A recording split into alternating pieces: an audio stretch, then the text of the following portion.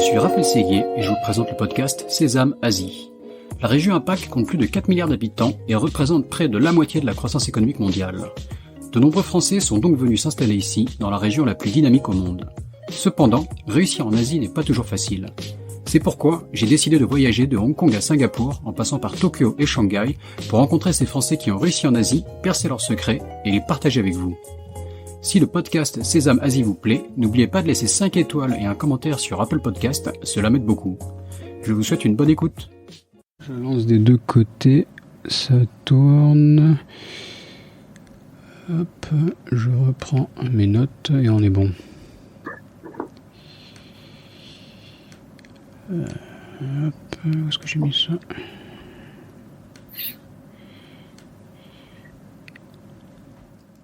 Ok, allons-y. Bonjour Augustin. Bonjour Raphaël. Augustin Missoff, merci d'avoir accepté mon invitation sur le podcast Sésame Asie. Donc Augustin, tu es Managing Director Asie-Pacifique de Hopscotch, qui est un groupe de communication, entre autres, qui comprend également Sopexa, également de la communication, mais plus axée sur le food and beverage.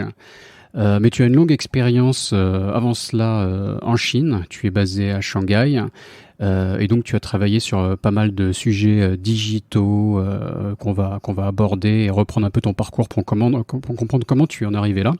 Mais donc pour commencer justement, je vais te demander un peu de te présenter brièvement et de nous dire qu'est-ce que c'est que Hopscotch, s'il te plaît.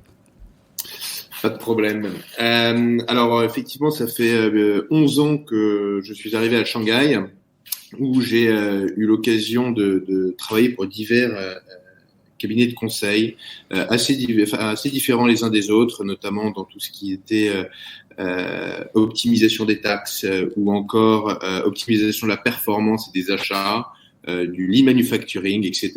Donc ça a été une première vie assez particulière et que j'ai souhaité quitter pour vraiment sauter sur la dynamique qu'on pouvait avoir en Chine autour de 2014, qui était vraiment le digital, qui avait fait un gros boom. Il faut se souvenir qu'en 2014, c'était l'arrivée de WeChat Pay.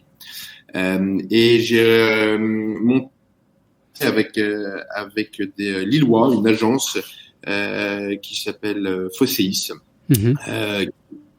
une agence spécialisée en digital tech.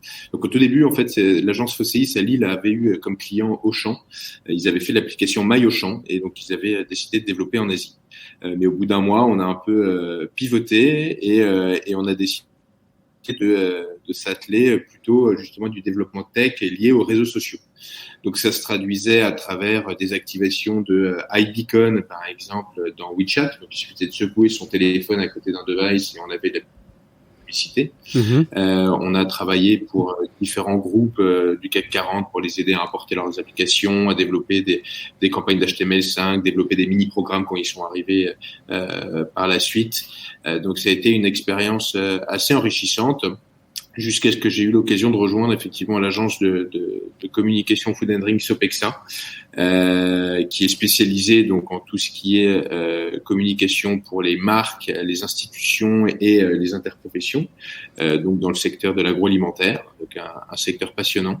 Et en 2019, l'un de nos actionnaires a pris la majorité, qui est le groupe Hopscotch, et c'est à ce moment-là du coup qu'on a diversifié l'ensemble des activités en Asie pour proposer l'ensemble du panel du groupe Hopscotch. Donc c'est là où on a pris différents virages, notamment en développant notre activité événementielle dans le luxe, de différents projets, et également tout ce qui touche au PR et à l'influence. D'accord. Voilà. Sujet qu'on va pouvoir développer. Et donc Hopscotch, donc c'est une entreprise de taille conséquente, et même votre présence en Asie, je vois une dizaine d'agences, Tokyo, Pékin, Shanghai, je vais même pas citer toute la liste, là, vous couvrez vraiment toute la zone. Décris-nous juste un peu plus en introduction, on développera un peu plus tard dans le podcast, mais en introduction, dis-nous juste un peu plus en détail là-dessus. Alors Hopscotch Group, c'est le plus gros groupe européen de Global PR, on appelle ça au sens anglo-saxon du terme. Donc ça couvre la communication, l'événementiel et le digital. C'est un groupe qui a été créé par des jeunes entrepreneurs dans les années 60 et 80. Alors, je parle de deux époques parce que des jeunes entrepreneurs qui sont moins jeunes aujourd'hui, quoi.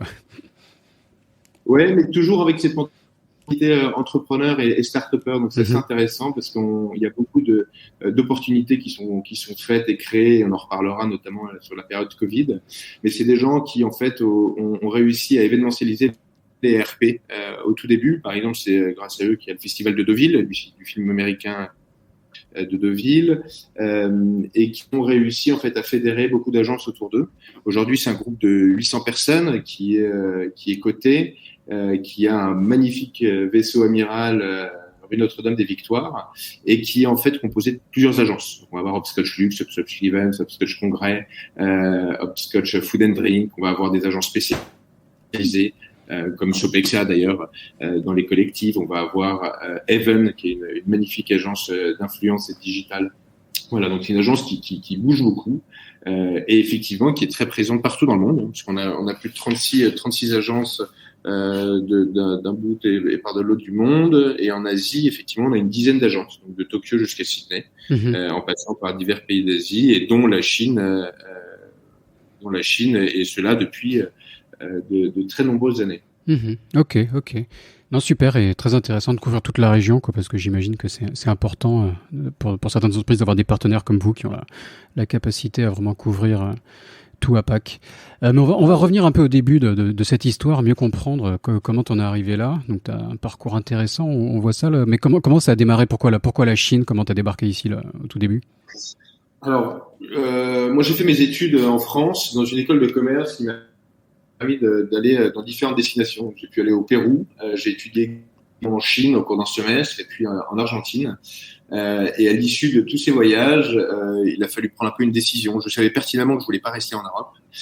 Il a fallu prendre une décision, et un peu par opportunité, j'ai eu une proposition de stage en Chine. La Chine m'attirait notamment parce qu'on est en 2010, c'était le moment où effectivement il y avait un peu cette ruée vers l'Asie, beaucoup d'opportunités pour les jeunes, et effectivement j'ai eu l'occasion de trouver un stage de fin d'études dans un cabinet de conseil, et par la suite où j'ai été embauché, et en fait tout s'est emballé très rapidement, et c'est vrai que quand je voyais les gens qui étaient là depuis 4 ans, ça me paraissait énorme.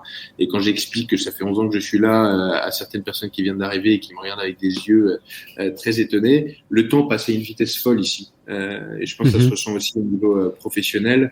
On a une capacité, je pense, d'accélération et de diversification, notamment des projets, qui fait qu'on ne voit pas le temps passer. Ah ouais, non, tout à fait. On est un peu de la même génération. Moi, j'ai dû arriver en 2007 à Shanghai.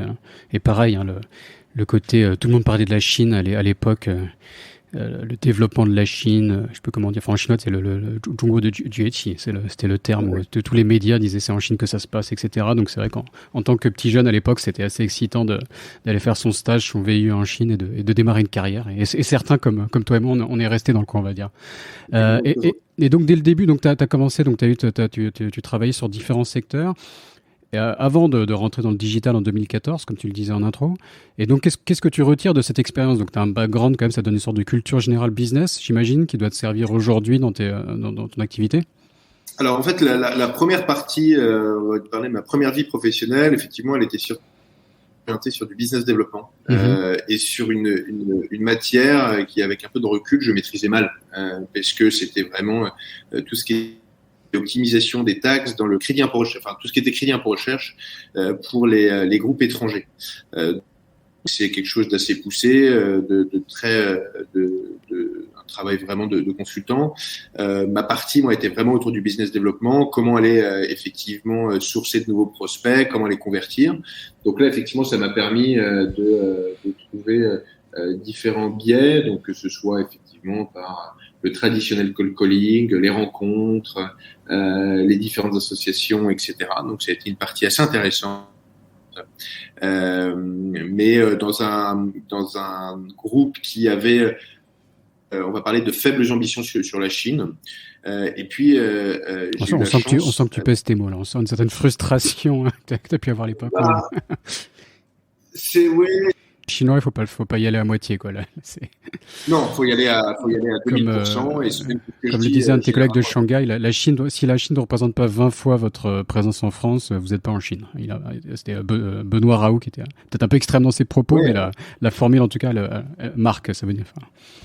Non, tout à fait. Et puis le sujet, moi je dis aujourd'hui à mes clients, c'est si vous n'avez pas, déjà la Chine coûte cher à tout niveau, et si vous n'avez pas les moyens, attendez un peu, parce que quand faut y aller vraiment en ouvrant les vannes, parce que il y a une dimension assez onéreuse pour pouvoir se présenter là ici. Mais effectivement, non, eux avaient quelques ambitions, mais qui n'étaient pas démesurées. Et c'est à ce moment-là où en fait j'ai eu l'occasion d'avoir un autre cabinet qui est venu à ma rencontre. Au tout début, c'était assez intéressant, mais j'avais encore beaucoup envie d'apprendre de Maine Plus 1, qui était une italienne assez passionnante. Et finalement, quand elle est partie, j'ai décidé de rejoindre effectivement cet autre cabinet. Donc lui qui était spécialisé en tout ce qui était optimisation des achats, et on a lancé une offre notamment dans le lean manufacturing. Alors moi, je viens d'une école de commerce, donc ça a été un peu une nouveauté, mais une nouveauté passionnante. Donc là, moi, j'ai repris des études à la Chong University pour obtenir un certificat justement Lean Manufacturing. C'était une expérience assez intéressante. Donc rappelle-nous un peu. Donc ça vient de l'automobile, ça vient de Toyota, c'est ça? Alors ça peut être dans tout. Alors principalement effectivement dans tout ce qui est industrie avec usine, mais ça peut même être dans un bureau. À partir du moment où on place par exemple des extincteurs dans un endroit précis avec entouré d'un fil rouge, voilà, ça peut être du lean manufacturing, la manière de ranger son bureau. Effectivement, nous on le faisait pour les usines. L'objectif c'est d'améliorer la circulation des personnes et des marchandises, améliorer les process pour accroître la productivité. D'accord. Donc, tu as commencé à travailler avec des usines, enfin, un peu comme moi peut-être. Enfin, il y a deux catégories d'étrangers en Chine. Il y a ceux qui travaillent dans les usines, forcément. Ça reste l'usine du monde et ça l'est depuis un bout de temps. Et il y a ceux qui se peuvent être à Shanghai, à Pékin et travailler dans des bureaux sur des boulots. On peut faire du marketing et avoir un boulot totalement classique.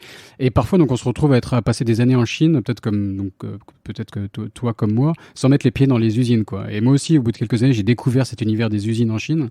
Donc, ça a été aussi un peu le cas pour toi. Dis-nous un peu comment ta découverte des usines.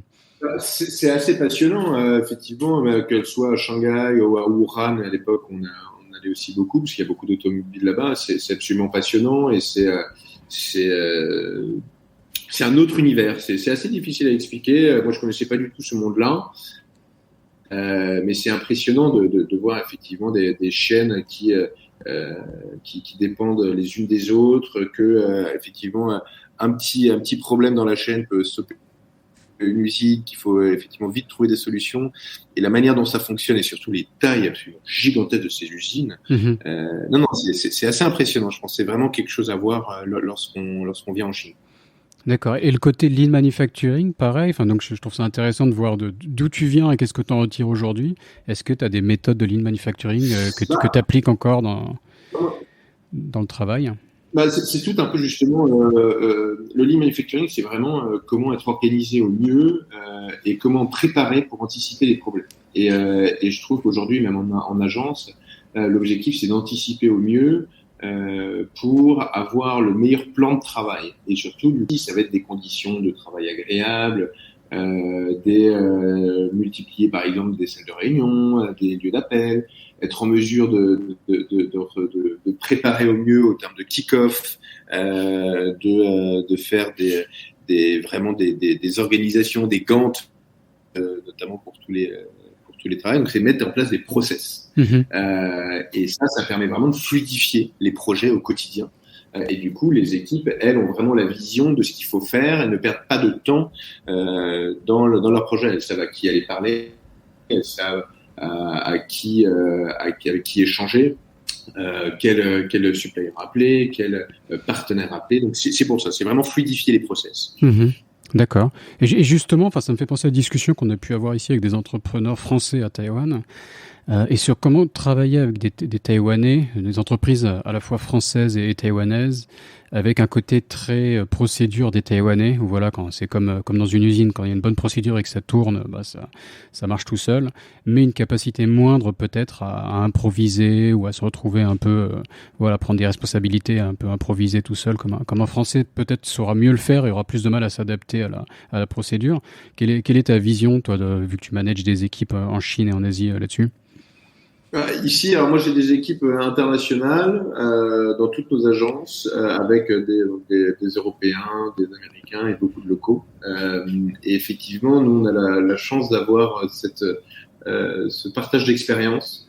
On essaye toujours de trouver effectivement des solutions,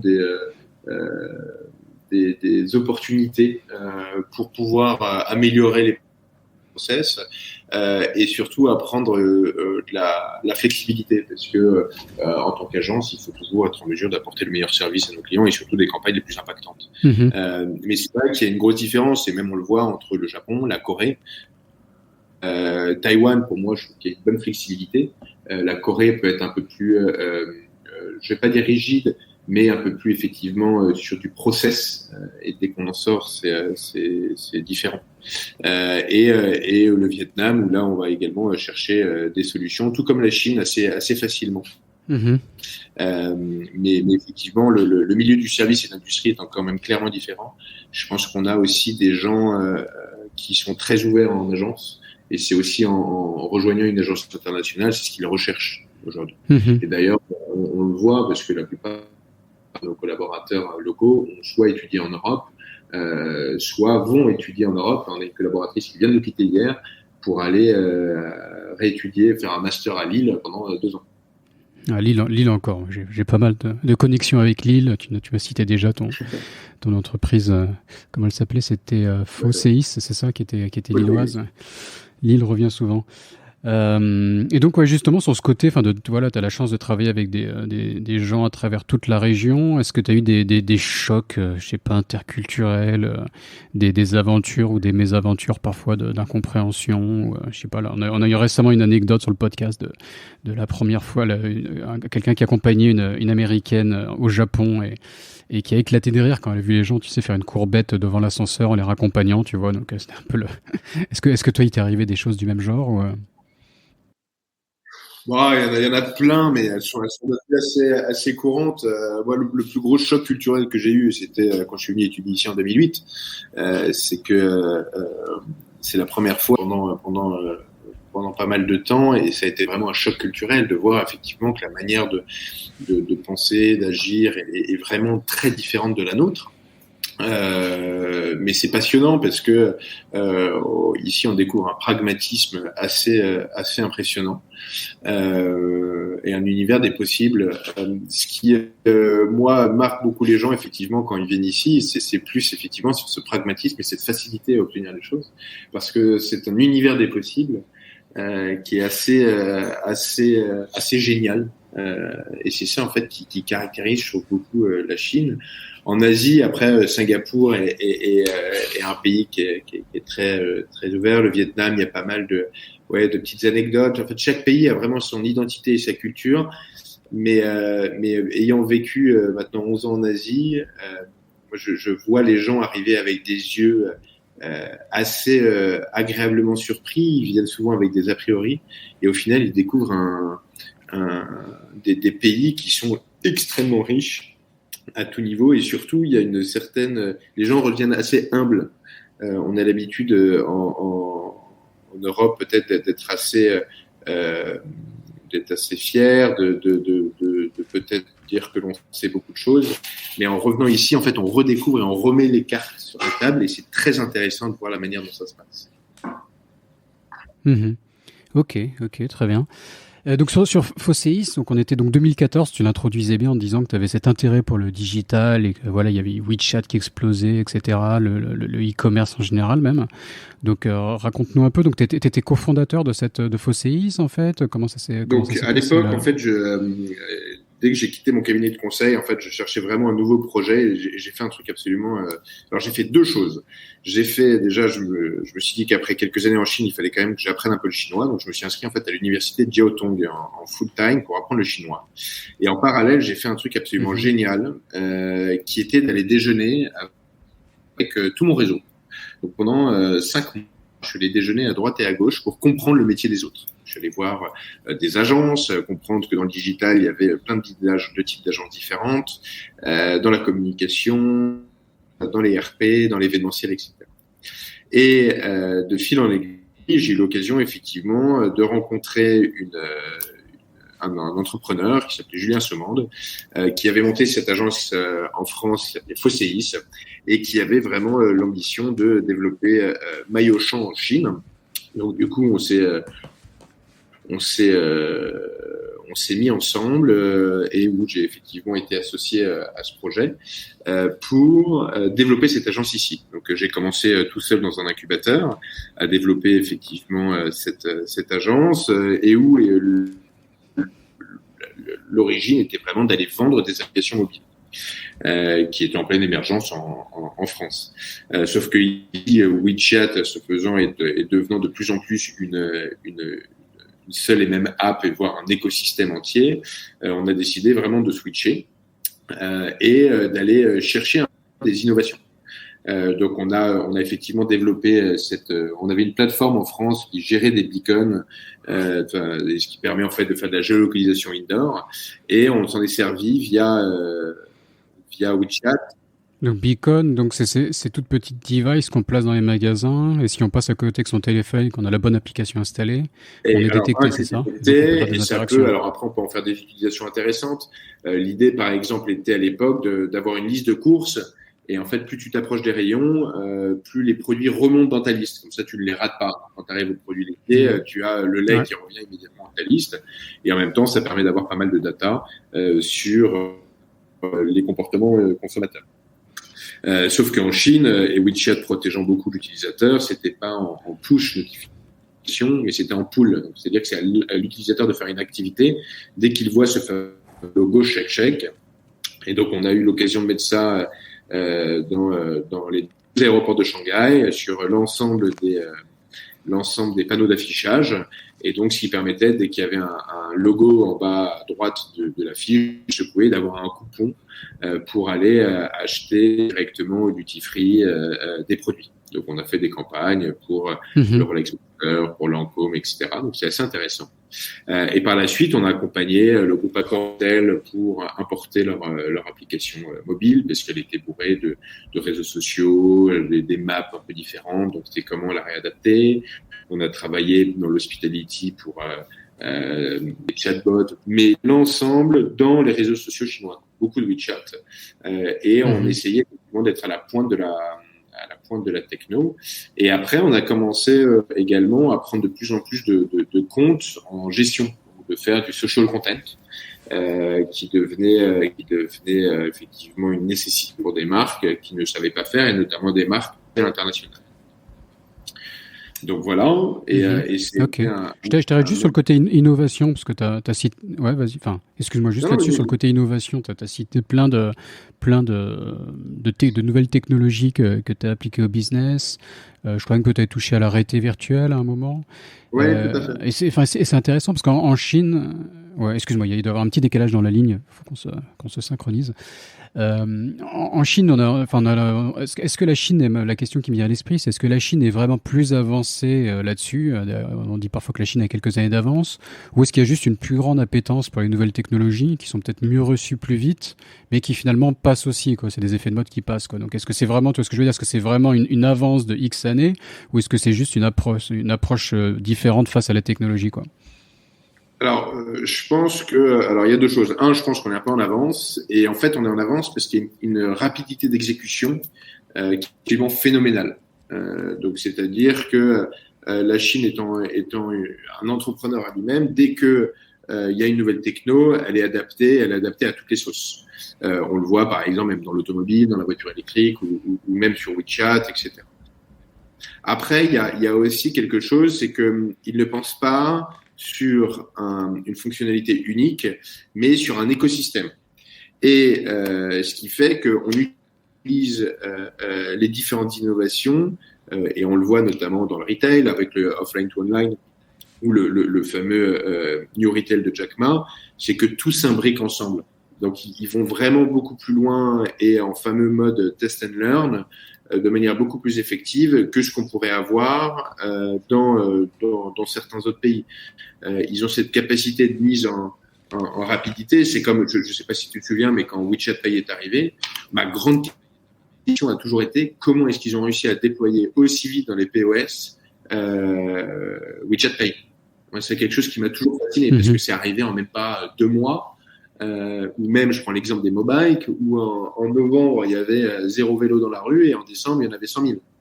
Donc, ils ont une capacité, une rapidité de déployer qui est absolument phénoménale et qui permet en fait d'avancer beaucoup plus vite dans les usages et dans l'adaptation des usages. Et après, ils ont absolument pas peur et on le voit. Hein, d'ailleurs, c'est ce qui s'était passé sur WeChat où il y avait un moment des filtres sur les photos, des choses comme ça qui sont partis. Ou les mini-programmes qui avaient été annoncés comme la révolution, mais lorsqu'elles sont arrivées en janvier, ça a été un échec complet. Et en fait, en juillet, ils ont réadopté très vite en mettant une nouvelle forme de QR code, en mettant un accès au programme via divers réseaux. Et aujourd'hui, c'est un boom absolu. Et pour toute marque qui veut s'installer, doit forcément passer par là. Parce que ce que tu dis est vachement intéressant. Et juste pour mieux comprendre, là, sur le mini-programme, là, tu peux réexpliquer un peu la dernière partie. Qu'est-ce qui s'est passé cette année ? Non, ce que je disais, c'est que les mini-programmes aujourd'hui sont un must. On est obligé de passer par là. C'est vraiment la dématérialisation de l'application native qui est vraiment intégrée à WeChat et on arrive vraiment sur un écosystème qui est quasiment complet. Mais je dis quasiment parce qu'ils vont encore nous trouver des innovations. Mais aujourd'hui, on ne pourrait avoir que WeChat comme application et être en mesure de faire tout ce que l'on fait, que ce soit sur du LME, que ce soit sur du Didi, que ce soit sur du paiement, que ce soit avec les marques. Tout passe par là aujourd'hui. Et c'est vraiment aujourd'hui un confort absolu. Mais après, il y a souvent un grand débat moi, que j'ai avec des gens en Europe, c'est qu'on est quand même sur des monopoles en Chine qui laissent effectivement peu de place aux nouveaux entrants. Mais la question et la vision est différente entre la Chine et l'Europe, c'est que ici le monopole crée l'innovation, parce que l'ambition des nouvelles startups, c'est de pouvoir s'intégrer effectivement à ces gros écosystèmes, versus l'Europe qui a plus cette vision que le monopole tue l'innovation. Ouais, non, c'est intéressant comme réflexion, quoi, d'avoir des géants qui ont des quasi-monopoles, mais sans que ça tue l'innovation. Et aussi le côté de penser en écosystème. Donc on dit souvent que WeChat est un écosystème à part entière, quoi, ça c'est sûr. Mais tu ouvres cette réflexion même, par exemple, au New Retail, donc qui désigne tout ce qui est omnicanal, toutes les différentes technologies dans le retail que tu as pu citer, quoi, online et offline. Où là, pour toi, pareil, tu vois ça comme un écosystème et une capacité vraiment, tu pensais à Alibaba en particulier, qui va développer un écosystème avec plein de fonctionnalités imbriquées, quoi. Donc, et ce qui est assez intéressant, c'est que en fait, toute la réflexion est basée sur un facteur qui, selon moi, a été omis pendant plusieurs années, c'est l'expérience utilisateur. C'est vraiment donner un confort à l'utilisateur. Quand tu vas chez Rema, par exemple, le supermarché d'Alibaba, est-ce qu'ils te cuisent ton crabe, que tu n'as même plus de caisse, tu n'as même plus de porte. Enfin, il y a une espèce d'environnement qui est vraiment agréable. Très différent et c'est pareil dans n'importe quel magasin aujourd'hui où on fait du click and collect, on voit le produit, ils l'ont pas de problème, ça sera livré dans 2 heures chez vous. Donc il y a vraiment ce confort extrêmement agréable et le sens du service client qui est juste délirant. Ouais, non, c'est sûr. Ouais. Et non, je pense que ça. Je faisais parallèle dans ma tête. On voit, les Chinois, je pense, aiment bien avoir plein de fonctionnalités différentes. On le voit sur les sites web, ça déborde de boutons, d'options diverses. Si on regarde le hardware, ils vont toujours ajouter 3 ports USB en plus, qui sont optionnels, quoi, qu'on n'aurait pas sur une device entre guillemets occidentale. Ils aiment bien avoir plein de fonctionnalités, quoi, et tester, quoi. Comme tu dis, ils testent et quitte à les enlever comme l'exemple que tu donnais sur WeChat si ça marche pas. Mais à la fin, on arrive à avoir quelque chose qui peut être un service hyper complet, comme les supermarchés Rema, là où, comme tu dis, ouais, ça foisonne d'innovation et de services, et à la fin, c'est quelque chose de réussi, quoi. Et fait de manière assez pragmatique, quoi. C'est peut-être plus, il y a plus le côté pragmatique chinois où on est en amont, et parfois avec le risque de se planter, comme on le fait en Europe, parce que c'est un peu quelque part la méthode start-up appliquée, que tout le monde applique ici, quelque part, quoi. Être proche du terrain, itérer. Et je pense effectivement la chaîne de prise de décision est beaucoup plus courte ici. Et on le voit chez des amis qui bossent chez Tencent et d'autres qui bossent dans des groupes internationaux, la prise de décision est totalement différente. On laisse beaucoup plus d'autonomie aux gens et c'est à vous de vous responsabiliser, d'avancer et non d'aller demander à son N+1 qui demandera à son N+1 et puis il va y avoir une réunion pour décider quand est-ce que va être la prochaine réunion et pour décider. Donc il y a vraiment cet aspect extrêmement rapide dans la prise de décision, moi qui me fascine et qui est ici un facilitateur. Et c'est là où on dit souvent et c'est la problématique aussi, je pense, de pas mal d'entreprises étrangères, c'est de trop dépendre effectivement de décisions qui viennent de l'Europe. C'est là où tous les chefs d'entreprise demandent de plus en plus d'indépendance dans la prise de décision, notamment sur des sujets locaux d'innovation par rapport à leur siège. Et c'est l'une des clés de la réussite. D'accord, donc se donner les moyens de sa réussite, c'est un marché, il faut pas y aller à moitié. Et conseil numéro 2, donner aussi l'autonomie et la capacité de décider rapidement aux équipes locales, quoi. Tout à fait. Ça peut être, je note, quoi. C'est des basiques, mais qui sont rarement appliqués, donc c'est toujours bien de les répéter. Mais donc vas-y, reprenons le fil un peu de. Vas-y, excuse-moi. Non, je dis, et puis surtout, c'est pas évident, je trouve, pour une entreprise étrangère qui vient s'installer en Chine, ils veulent quand même maîtriser un peu. Donc, c'est jamais évident. C'est pas quelque chose de naturel. C'est avec le temps, ouais, avec bien sûr, aussi qu'on a avec le manager. Donc, c'est des choses qui sont pas évidentes, mais qu'il faut apprendre à faire. Ouais, non, tu fais bien de le rappeler, hein, parce que c'est des règles qui sont pas faciles à appliquer, hein, forcément. Il faut avoir la bonne personne pour prendre les décisions, hein, de donner toute liberté à quelqu'un qui prend des mauvaises décisions, c'est pas non plus la bonne solution. Donc il faut trouver le bon équilibre entre le contrôle, trouver la bonne personne, lui donner la liberté. Donc c'est un processus. Je pense qu'il faut peut-être pas faire au jour 1, mais c'est un objectif à atteindre. Et donc, je disais, reprenons un peu le fil de la discussion. Et où t'en étais donc avec FOCI, c'est comment tu passes à l'étape d'après. Donc, c'est Sopexa qui ensuite a été racheté, ou en tout cas, un plus gros investissement sur Hopscotch qui a repris la chose. Ouais. Exactement. Donc, en fait, en 2017, donc j'ai eu l'occasion de rejoindre l'agence Sopexa, qui était en pleine transformation. Parce que en fait, l'État français était derrière, c'est ça? Ça date de 1960. Historiquement, c'était une agence qui appartenait au ministère de l'Agriculture et de l'Alimentation et qui avait pour objet 2008. Cette agence est devenue totalement privée. Elle a été rachetée par différents actionnaires. Et en 2015, on a eu effectivement le groupe Hopscotch qui est rentré au capital. On avait également un autre actionnaire et qui entre-temps est sorti en 2019. Et c'est là que Hopscotch a pris la majorité de cette agence.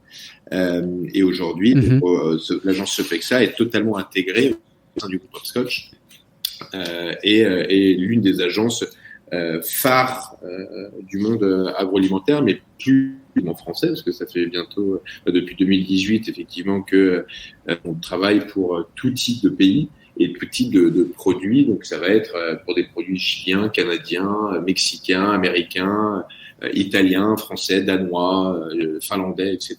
Ok, d'accord. Et donc, c'est une agence de communication, mais ça va au-delà. Alors, je veux dire, vos clients qui vous contactent sont déjà installés en Chine, ou parfois ça peut commencer, même on part de zéro et...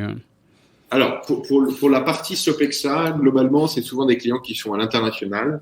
Et Sopexa, c'est quasiment que des collectifs, donc des associations. Ça va être, par exemple, des collectifs comme le Port danois, par exemple, l'association du Port danois, et d'autres collectifs qui vont être d'autres pays.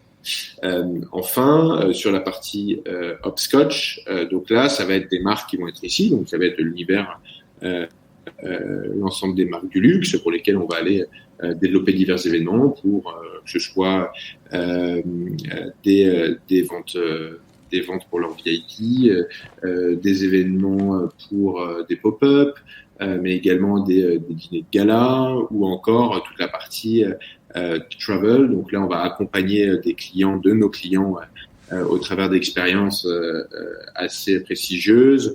Voilà. Donc, et après, sur toute la partie congrès. Donc, par exemple, on va accompagner toute une entreprise à venir en Asie pour réunir tous leurs sales, et on va organiser 3 jours de congrès et de séminaires.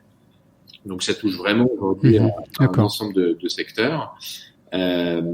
Et donc, du coup, ce qui nous permet l'avantage d'être aussi avec Sopexa, c'est que Sopexa est ici en Chine depuis 1998, donc a acquis un réseau absolument délirant en termes de médias, en termes de database sur justement tout ce qui est KOL, KOC, KOP, etc. Et donc, qui permet d'activer des campagnes qui soient offline, online, des campagnes également de digital, dans du e-commerce, des campagnes donc aussi en shopper experience, donc ça va être tout ce qui est activation du trade offline et online, et enfin sur toute la partie stratégie, donc réflexion sur la pénétration des produits sur un marché. Donc toi quelque part tu travaillais pour Sopexa, et la reprise de contrôle de HubSpot a été j'imagine encore un coup de chance pour ta carrière quelque part, où tu t'es retrouvé propulsé à diriger l'ensemble des opérations. C'est comme ça que ça s'est passé Oui, exactement. Moi, avant, je m'occupais que de la partie... Un coup de chance. Après, il faut assurer derrière. Donc, je veux pas trop tirer de mérite, mais bon, ça a dû être super excitant quand tu as annoncé la nouvelle. Tout à fait. C'est une super opportunité et qui permet, déjà de consolider effectivement une activité existante et de continuer à la développer, donc l'activité de Sopexa, et surtout d'accompagner le développement de nos autres activités qui sont aussi passionnantes et très différentes et qui demandent aussi beaucoup d'exigences parce que lorsqu'on fait des événements dans l'univers du luxe, c'est quelque chose qui est assez différent lorsqu'on fait des événements de l'agroalimentaire. L'avantage, c'est que Hopscotch, qui avant s'appelait aussi le Public System, donc certains connaissent mieux sous ce nom-là, est le référent dans l'événementiel en France et en Europe. Donc on est extrêmement connu. Moi, je connaissais beaucoup sur le côté relations de presse. Ouais, mais en fait, il y a les deux casquettes qui sont très connues, en fait. Exactement, mais pour nous, en fait, l'événementiel, c'est également des relations presse, l'ensemble de la communication.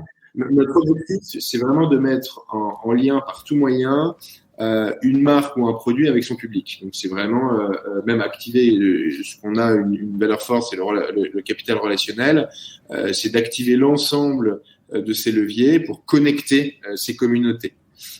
Et être en mesure après d'aller promouvoir un produit, une marque, ses valeurs, etc. Et donc ça passe effectivement via de l'événementiel, via des expériences et des éléments même propres. Tu vois, par exemple, on a investi récemment dans le salon de l'automobile. Donc on devait organiser l'année dernière, qui malheureusement a été décalé à l'année prochaine.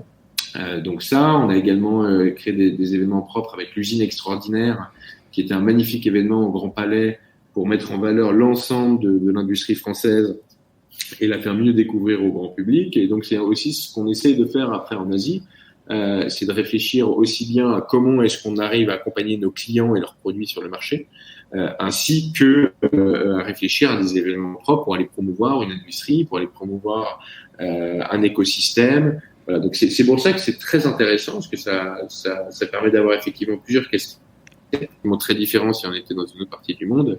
Mais ici, en Asie, entre l'Est du Sud-Est qui est en train d'exploser, la Chine qui boom comme jamais, et effectivement l'Asie du Nord qui est un marché mature mais qui est toujours en demande de nouveautés, c'est vraiment extrêmement excitant de travailler sur ces sujets-là ici.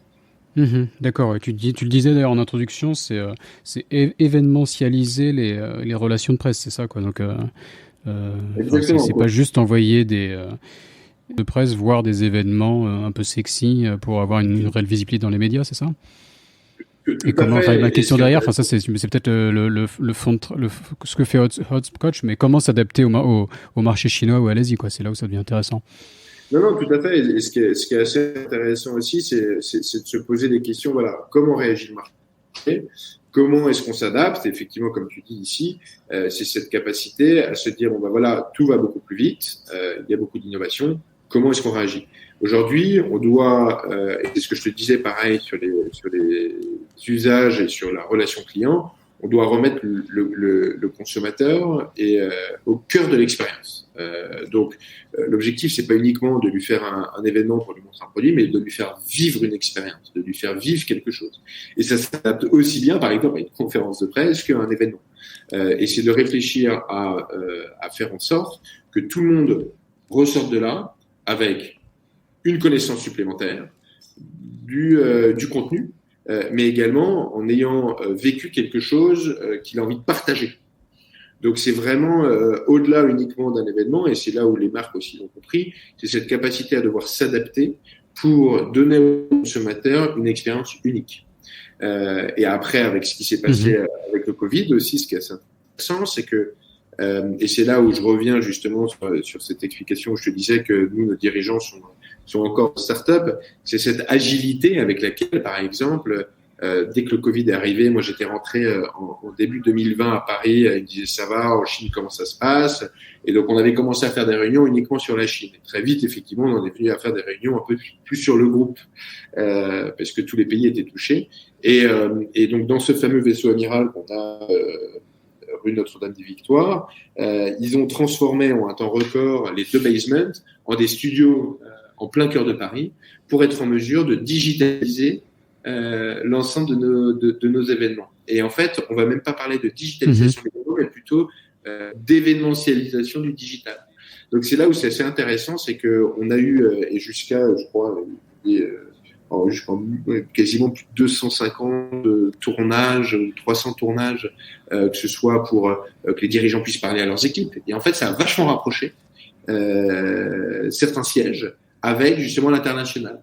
Et les technologies se sont développées tellement rapidement qu'en fait, on a eu des super événements qui ont permis de fédérer beaucoup plus vite des gens qui n'avaient pas forcément vocation d'aller à des séminaires en Europe ou des Européens de venir à des séminaires en Asie, et de fédérer beaucoup plus vite ces gens. Alors bien évidemment, on reviendra au physique, hein, c'est obligatoire et les gens le demandent et on passera pas à côté. Mais du coup, ça a permis vraiment d'accélérer, la technologie, la manière des entreprises d'agir, et surtout d'interconnecter beaucoup plus les continents entre eux. Ok, ouais, non, mais super de voir comment vous avez réagi pendant le Covid, quoi. C'est vrai que c'est une approche intéressante. Et je veux rebondir sur quelque chose que tu viens de dire. Enfin, tu parles à la fois d'expérience unique et de partage qu'il faut offrir dans chaque événement qui est fait. Ça me fait un peu penser à ce que disait Xavier du Club Med, qui nous disait qu'il devait offrir à la fois une expérience unique, ou en tout cas hyper qualitative à ses clients au Club Med, mais que la notion de partage et d'avoir envie de partager leur expérience dans les réseaux sociaux était un peu au centre du service qu'ils offraient, quoi. Ça devenait vraiment quelque chose de central. Est-ce que tu peux développer un peu le sujet, quoi, à la fois expérience unique et le côté partage, que quand on fait de la communication, maintenant il faut que ce soit partagé par les gens. En fait, en Chine, il y a eu quand même un sujet, c'est que les générations ont évolué. On a une génération aujourd'hui qui est à la recherche de beaucoup plus de personnalisation, beaucoup plus de choses assez uniques, parce qu'ils veulent un peu sortir de la masse. Ils veulent être en mesure de se valoriser avec effectivement soit cette ambition de se mettre soi-même en valeur ou de devenir indirectement un Key Opinion Customer ou Key Opinion Leader. Le sujet, c'est que il faut leur offrir effectivement des choses uniques. Et ce qui est, par exemple, on va avoir beaucoup de marques qui vont faire du co-branding sur des sujets divers et variés. Donc, ça va être par exemple une marque de chaussures sport qui va se mettre avec une marque qui va faire du bubble tea.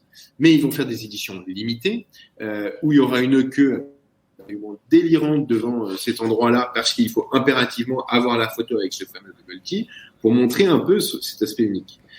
Et c'est vrai qu'aujourd'hui, l'ensemble, et tu le vois en marchant dans les rues à Shanghai, l'ensemble des nouveaux cafés, l'ensemble des nouveaux coffee. Il y a eu un buzz au Congo où il y a un café, alors, il faut imaginer la scène, c'est un mur avec un trou qui est un marteau, et en fait tu as juste un QR code, tu scannes, tu choisis ton café, et c'est une patte d'ours qui te sert ton café.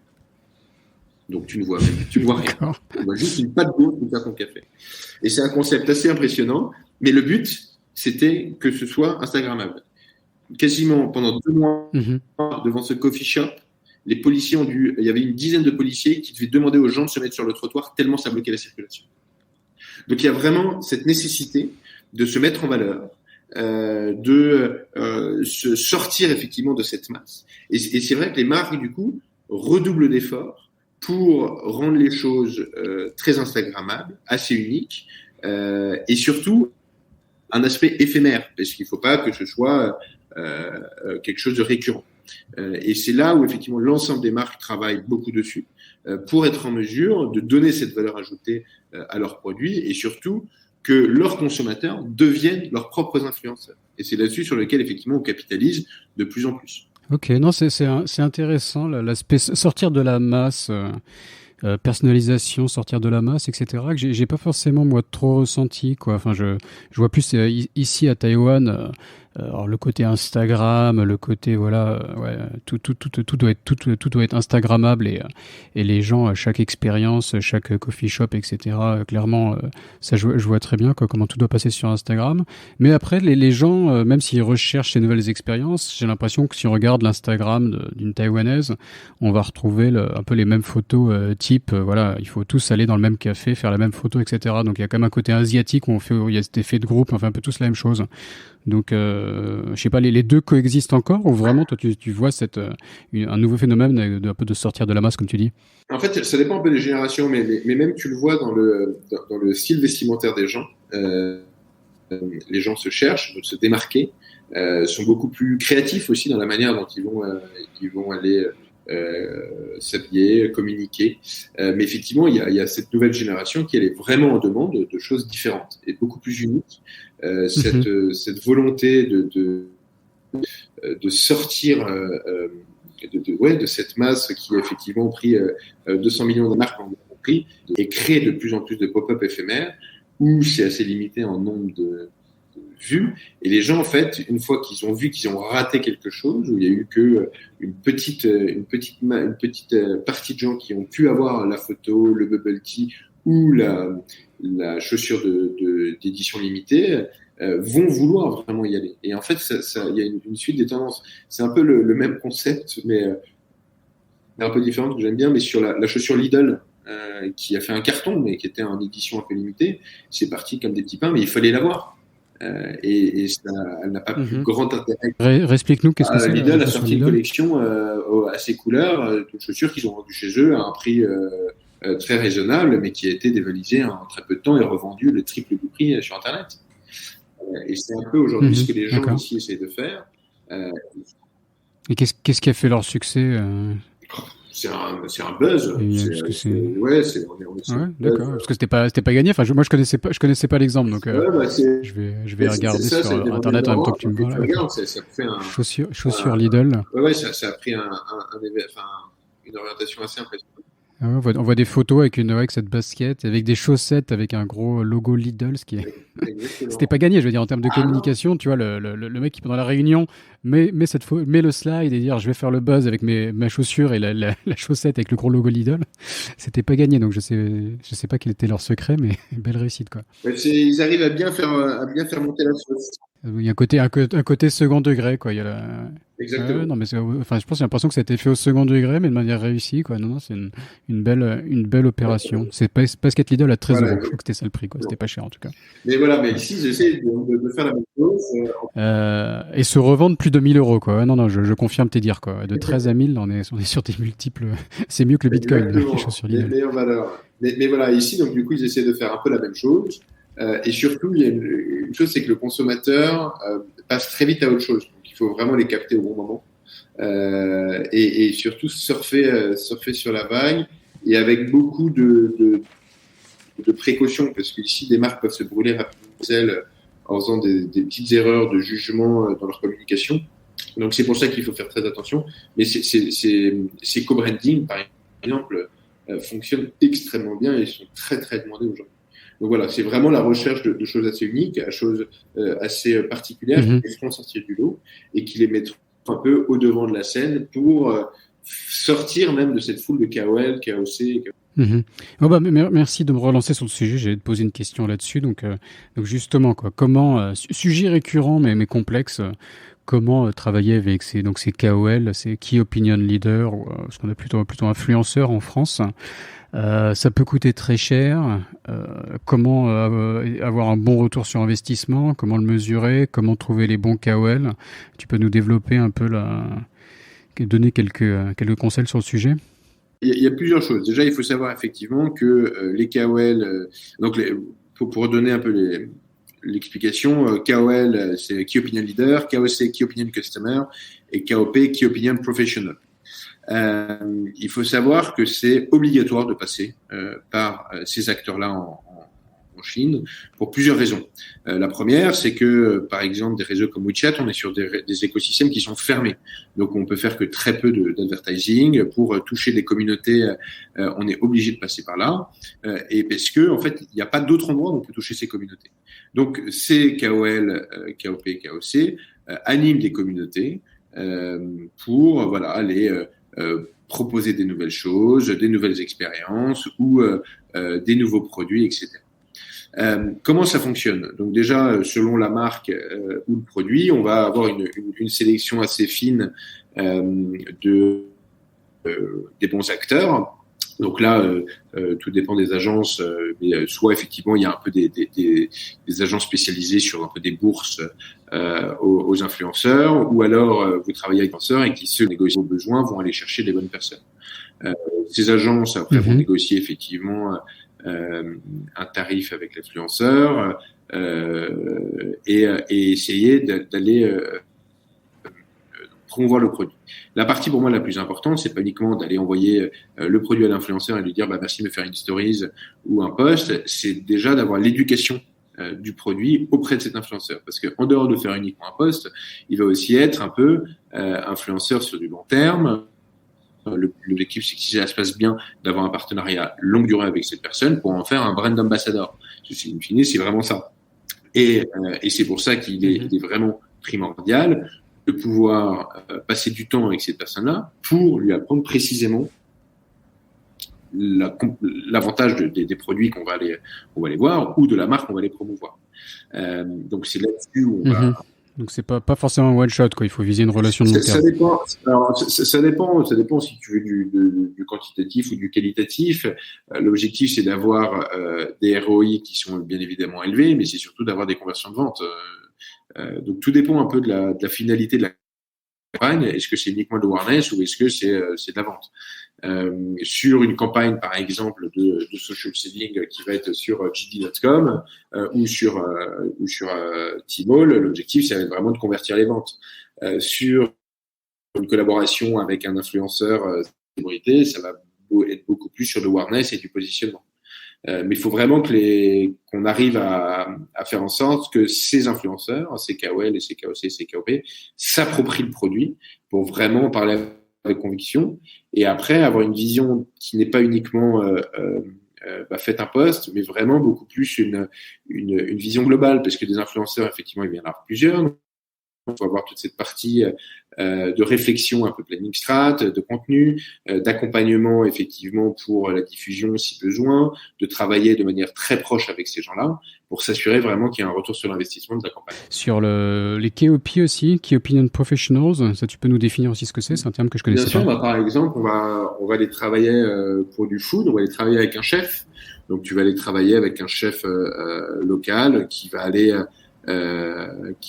promouvoir soit des produits, soit des ustensiles, et qui va au quotidien être là. Donc c'est vraiment un spécialiste. Pour le vin, on va aller voir un sommelier. Donc c'est pas uniquement, à la différence de KOC, qui vont être des gens comme toi et moi qui ont réussi autour d'une passion ou autour de tes posts à fédérer une communauté. Là, on va aller voir un chef, on va aller voir Tony Zhang, qui est un chef connu, parce que il est très connu dans ses plats, dans ses recettes. Côté KOC, donc le key, comment tu différencies le KOC et le KOP?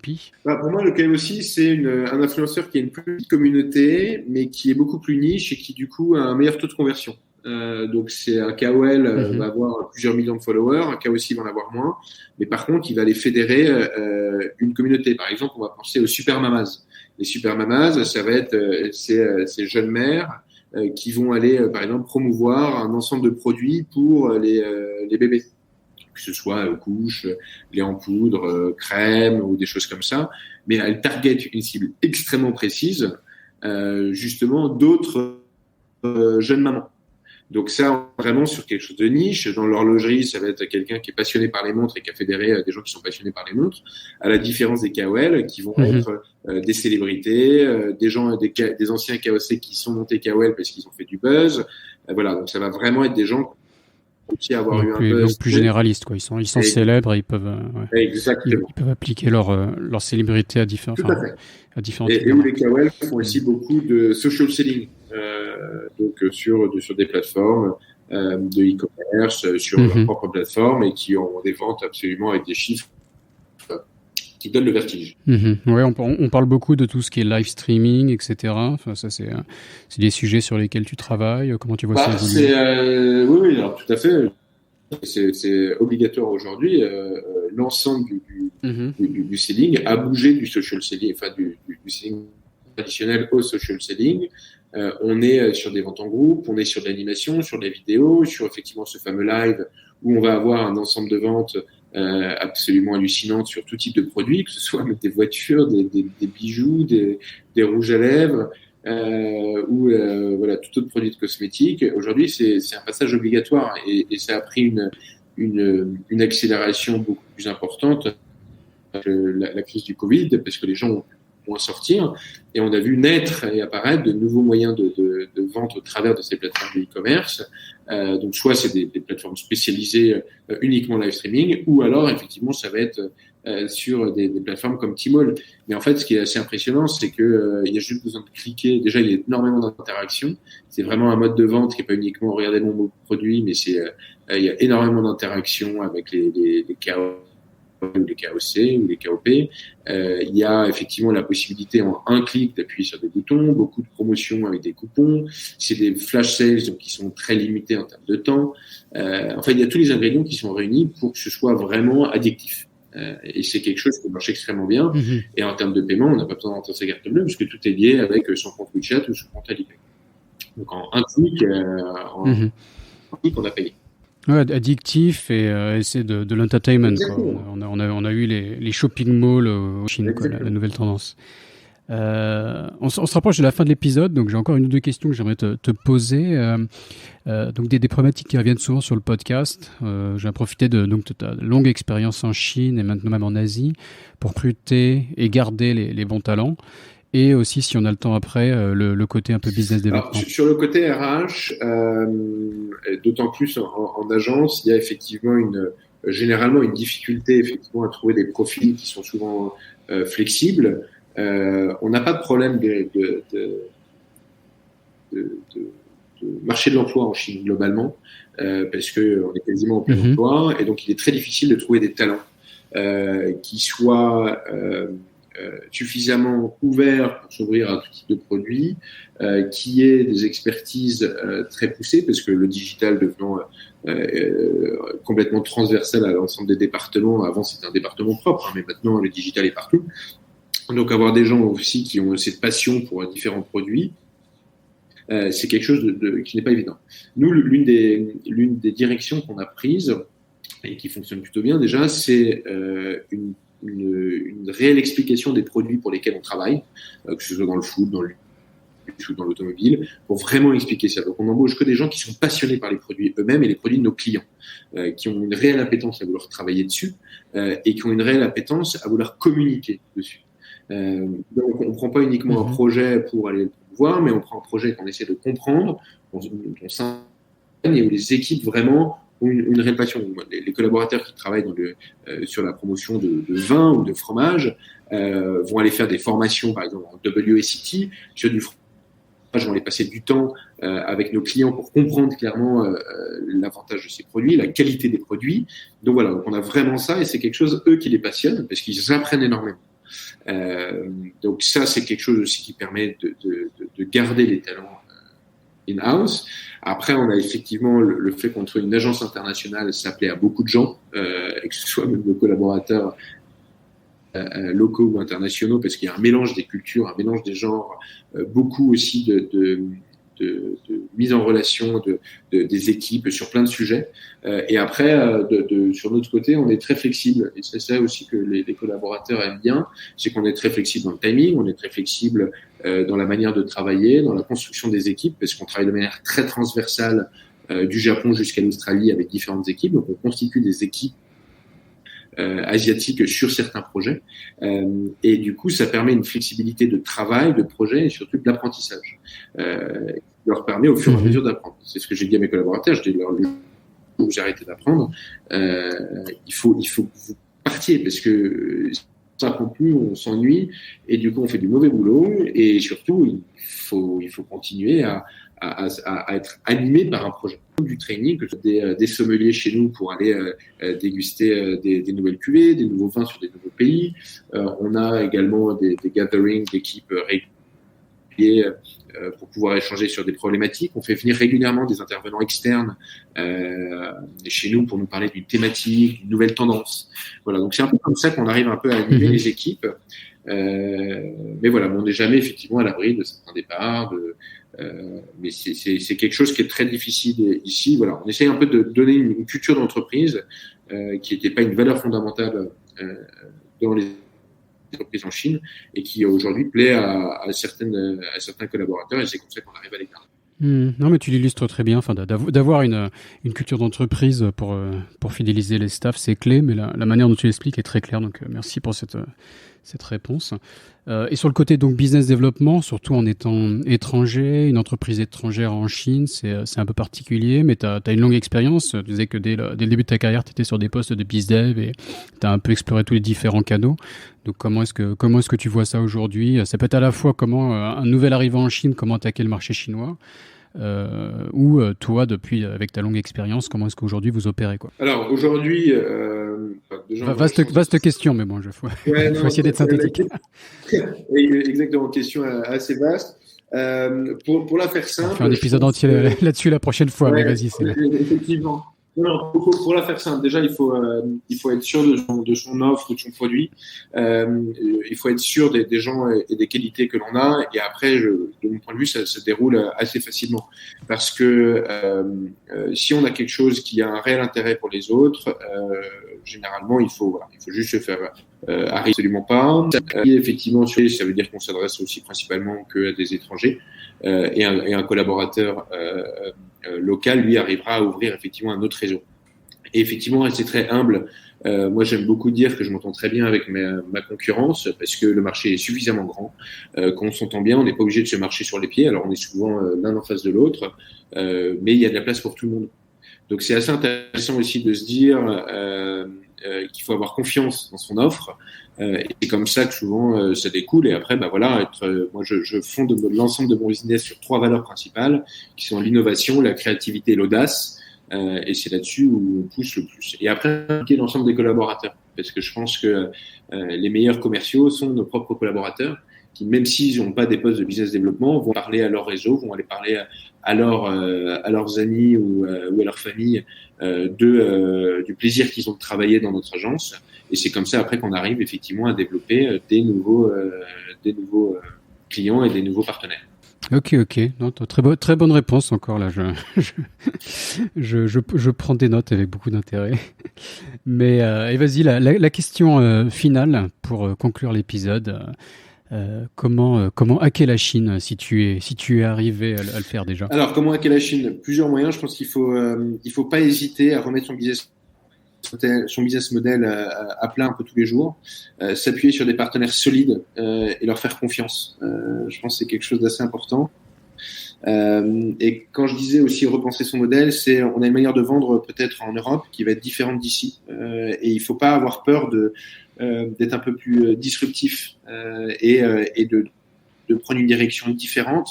Un produit, par exemple, va être consommé d'une telle manière en Europe, mais ne le sera pas du tout ici. Voilà, donc il faut vraiment s'adapter à une clientèle qui est différente, qui est extrêmement exigeante. Et après, une autre chose, c'est qu'il ne faut pas hésiter à venir avec des moyens La Chine est un pays qui coûte cher, qui est très compétitif, et c'est vrai qu'il faut vraiment se dire bon bah voilà, demain je viens en Chine, je fais confiance soit à des partenaires, soit aux gens avec qui je vais collaborer, et ne pas hésiter à être beaucoup plus flexible que l'on pourrait l'être sur d'autres marchés. Mmh. J'ai lu une interview de toi où tu illustrais cette pensée en disant qu'il y a un proverbe qui dit qu'on pleure 100 fois et on rit 100 fois dans la même journée en Chine. Ouais. Est-ce que tu es d'accord? Est-ce que c'est une bonne manière de synthétiser un peu exactement. Je la synthétise effectivement comme ça. La Chine est un pays absolument délirant qui va à une vitesse folle, et c'est vrai que une journée est absolument, on passe par tous les états, mais c'est vraiment fascinant. Et effectivement, en 11 ans, j'ai l'impression d'en avoir passé 40 ici. Donc c'est absolument génial, une expérience que je recommande à tout le monde. Ok, bah c'est noté. J'espère que tu as donné envie à de nouvelles personnes de tenter l'aventure. Comment te contacter, comment te suivre sur les réseaux sociaux? Vous pouvez trouver l'ensemble de mes coordonnées sur le site www.hopscotchgroup.com ou sur Twitter @amisof MI2SO2FE, et sur WeChat vous pouvez me rajouter avec Augustin_Misof. Ok, très bien. Je rajoute tout ça dans la description de l'épisode pour que ce soit plus simple. Merci beaucoup, Augustin, et bonne chance pour la suite. Salut. Merci d'avoir écouté cet épisode jusqu'au bout. J'espère que cette discussion vous a plu autant qu'à moi. Avant de vous quitter, je voudrais remercier les auditeurs qui m'ont apporté leur soutien sur Patreon. Je me suis fixé l'objectif personnel d'atteindre au moins 100 épisodes avec ce podcast. Ça représente beaucoup de travail. Donc si vous aimez Sésamazie, si ce podcast vous apprend des choses et que vous voulez le soutenir, vous pouvez me donner un coup de pouce sur patreon.com, Patreon, Patreon, patreon.com/Sésamazie. Le lien est dans la description de l'épisode. Et sinon, n'hésitez pas à m'envoyer un petit message de soutien. Ça fait toujours plaisir. Merci beaucoup et je vous retrouve au prochain épisode.